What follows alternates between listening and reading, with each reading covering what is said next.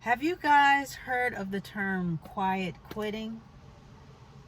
Yes, I just came upon this term just as of recent, and it sort of made me chuckle, quiet quitting. And for those who are not familiar with the term, it's basically when you have basically resigned from doing your job without resigning from your job. Does that make any sense?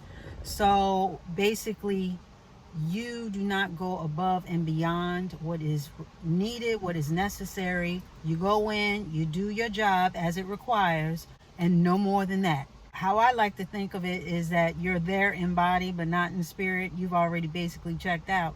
And when I heard this term, I was just thinking, I was like, man, I've done that at quite a few gigs, quite a few jobs over the past years. And don't get me wrong, I have a great work ethic. I come in on time. I do my job. And if I'm asked to do something in addition to my normal duties, I quote unquote do it with a smile.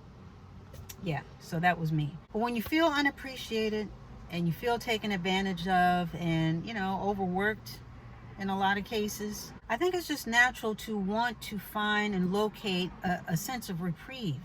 You know what I mean? And validation. Even if it's not afforded to you by others, you have to seek that. You need that. Either you're going to find satisfaction someplace else, i.e. through quitting, or somehow, some way, you're going to find satisfaction while you're there. And I think that's where a lot of the quiet quitting comes in, which I actually like that term. I really do. I've temped a lot. I really like temping. I used to temp a whole lot. Right now, I'm not temping. I am permanent. But what I liked about temping is that it exposed me to different roles. It exposed me to different industries. And it gave me an opportunity to work without the commitment. I had the flexibility of working or not working when I wanted to. So I love temping. Well, one of the downsides to temping, or the drawback to temping, that I found is that a lot of people do not respect temps. They don't see them as being intelligent. They see them as being less than and basically hired hands, which they are. They treat them as mules, beasts of burden, the cleanup person. Basically, anybody who had a task that they didn't want to do, they would assign it to the temp, whether that was part of the temp's assignment or not. They would just put it on the temp. They'll do it. They're the temp. They need this job. They're going to do what we say. So that was sort of the drawback, because you could catch the attitude on these people. So I had this one temp assignment, and I was working with, it was two people. So I was called from my agency, and another woman was called from her agency. And so basically, I don't remember all the particulars, but we were brought in to do some data entry. And the woman, there was supposed to be a woman from the company who was supposed to be in the room doing it with us. So we had a whole bunch of folders or binders. That's what I want to say. I want to say it was folders instead. And they were marked a certain way. We would take the folder, go over to the computer, look at the certain page that was assigned, and put in that data, and then put that folder away in the done box or whatever it was. And like I said, she was supposed to be doing it with us. The company wanted it done within a certain amount of time so they didn't have to pay extra. So the woman and I, who were assigned to this gig, we got our hustle on. We both seemed to have the same work ethic. So we were going through these, we were just going flying. We were flying through these folders. Boom, bam, bam, bam. You know what I mean? No big deal. I want to say that the assignment maybe was for 4 days or something like that. So let's say by day 2, I noticed that the woman that was working with us, supposedly, honey, she wasn't working at all. She wasn't doing a daggone thing. Okay? She would sit behind the desk, because we were at these 2 chairs and, we were at our desk. And then she would sort of, almost like a teacher with the pupils in the regular classroom. It was almost set up like that, where she was in the front of the room at this desk, and we were sort of like in the gen pop area, if you will. And I don't remember how it was that I found out that she wasn't doing anything. I want to say when I was putting one of the folders back, I noticed that her screen wasn't up or something like that. Something that was a big red flag. So I noticed that she was not doing her part. I guess she wanted us to do it all, which I didn't have a problem with, but the whole setup was that they didn't want to pay extra, so she was supposed to help.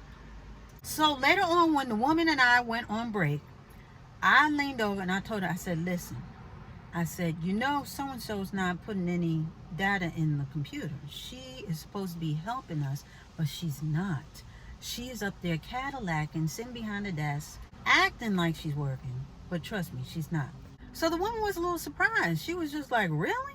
I said, yes, she's not doing anything. I said, so listen, this is what we're going to do. I said, I'm going to need you to stop going above and beyond, and I just want you to go at a slower pace, because she needs to be pulling her load. She wants us to do all the work, but she has already checked out. I'm going to need you to pull up on this one, and I need you to steady your pace and slow it down, because I'm going to do the same thing, because they don't want to pay us for such and such. They don't want to pay extra, and they didn't want to pay what we were asking for, what our agencies were asking for, but they want us to do double the work, and I don't think that's fair.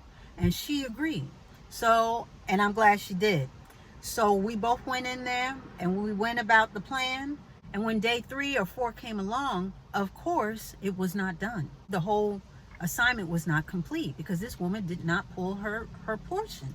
So at the end of the day, they did ask us back for a couple more days, but I declined the assignment because I didn't like the whole setup. I didn't like the way the woman sort of was treating us. So I pulled up. I quietly quit while I was on assignment, because guess what? She quietly quitted too, unbeknownst to us. So I decided not to go above and beyond and just do just what was required, what I was able to do at my regular pace, and not go any faster.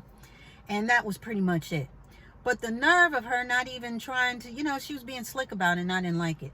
So yeah, in that regard, I felt taken advantage of. So I adjusted, and I made sure that the girl adjusted too. And even though we were the hired help to help, it was still under the guise of that we were going to be part of the help, not just doing everything and then having to do it at lightning speed. That was unfair. That was yeah. Back in the day, it used to be all about team spirit. You know what I mean? And it was all about TEAM, and working for the company and retiring after a certain amount of years, and, retiring with a watch or a pen and having some type of retirement party or whatever, however it goes. But people are not feeling that no more. People are not committing to jobs for a whole lifetime. You know what I mean? It used to be that, where you were a company man, there for the company, and company it shall be. But a lot of people are not, they not signing up for that anymore. I have a couple of friends. I have a couple of friends that are very much like that. They're very about, they have a great work ethic. They're all about the company, and company we stand and company we fall, and they're really about team and all that good stuff. But it got to the point that I had to pull one of them to the side, because I felt like he was doing too much. You know what I mean? Just always going above and beyond to the point of exhaustion. And I had to tell him, I said, listen, I think this is great what you're doing. I said, but at the end of the day, if you were to pass out and pass away from doing too much, they may send your family some flowers, but they're going to hire somebody else. You know what I mean? In other words, you're replaceable. You're giving them all this, yes, for a check and for, adulation and so forth and so on. But at the same time, you're giving them everything, and you're only here once. And you gotta have something left for you. You know what I mean? You gotta have a little bit of you left for you, because he was giving them everything, yeah, all of it. So it's about work-life balance. It's about work-life balance and people wanting to be treated the way they want to be treated. It's about being equally compensated for output. It's about being recognized for your talents and what you bring to the table, and also fulfillment. A lot of people aren't finding fulfillment in these regular 9-to-5 jobs. And now there's so many other avenues and so many outlets in order to make money, in which to make money, that they don't feel beholden to the old rhetoric of having to be a 9-to-5er. You know what I mean? Of having to have a lifetime job, or spending your life at one job and that's it, and then retiring. So the whole paradigm has shifted as far as what working now looks like. People are working from home. People have their own jobs. People are, got their own little side hustles and things of that sort, Being the company man has lost its shine. And I got to tell you that for me, I can, and I promise you, I can do it almost on this. I know it. I just know within my spirit. I know how I am built. For me, it takes 2 years. If I'm in a position for 2 years that's outside of my realm of, interest, and if it's just a job, just a job, it's not, a career thing. It takes me 2 years. 2 years in a position, then after 2 years, I'm ready to go. I am ready to go. And I mean it.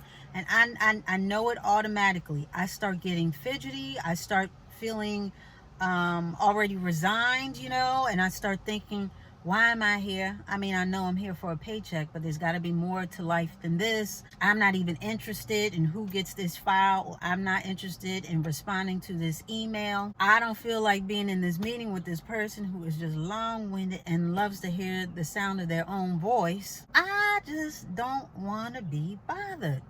You know what I mean? So I get that feeling, that itch, that urge to quietly quit. Because at this point, I wouldn't just quit. When you're a teenager or when you're just starting out and you're like 21, you're like, yeah, keep this job. I don't need it. I'm for the streets, and you go and just find another job. Now a little more settled. I got a little bit of, experience underneath my belt.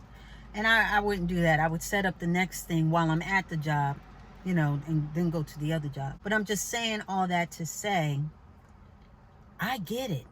This whole corporate thing, I've never been a corporate person. And for me, it takes 2 years. I can give you 110% for 2 years. Then after that, I start to just, wither, my interest wanes. And I'm just built that way. I've always been that way. And I don't see it changing unless I get to where I want to be as far as career-wise. I'm doing what I love to do. You know what I mean? And there is a difference between the job and career. Of course, a job, is just that. It's a means to an end. But a career, that is the lifetime commitment. You know what I mean? Because that's more fulfilling. And even with that, careers, they have been redefined. I mean, that list gets longer and longer and longer. It used to be just a set list of careers. You could be a doctor, you could be a lawyer, you could be a secretary, you could be a teacher, you could be, down the line, the usual suspects. But now I think because there are so many careers that you can have that have basically been invented and afforded through the advent of technology and the way that we work now, you can have a career at anything. Just about anything you can make into a career.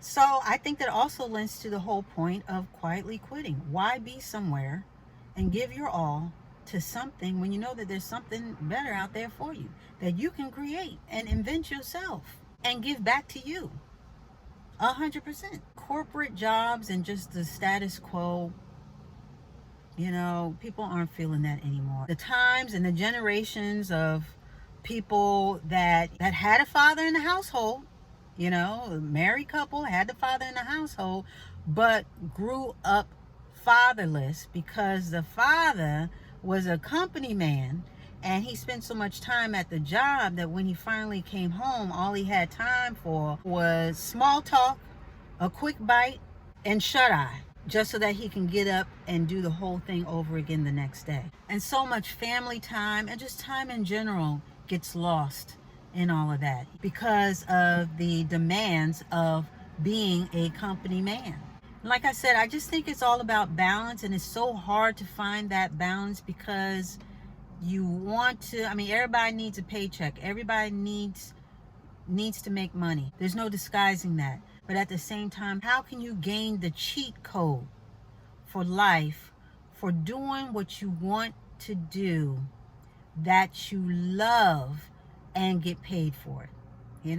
That's the cheat code to life. And a lot of people are still trying to find out that cheat code. So quiet quiet quitting, I guess, is the pushback against hustle culture. Because hustling, I think everybody can sort of admit it's exhausting. It can be exhausting.